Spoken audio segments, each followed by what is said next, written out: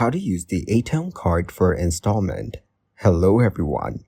In this video, I will show you how to use the Atome card for installment.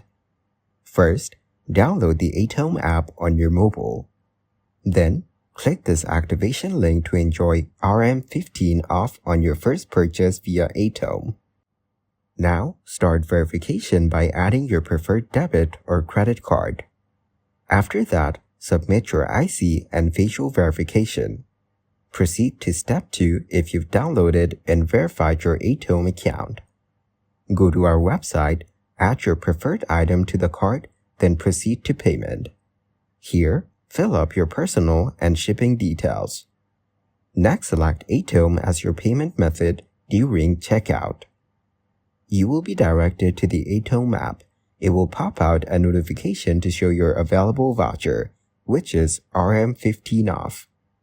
Once you confirm your order, only 1/3 of the total amount will be deducted from your card. The remaining balance will auto-deduct in the next 2 months. Thank you guys for watching this video. Hope you got some value. Make sure to like the video and subscribe to the channel to get notified of new videos. See you in the next one.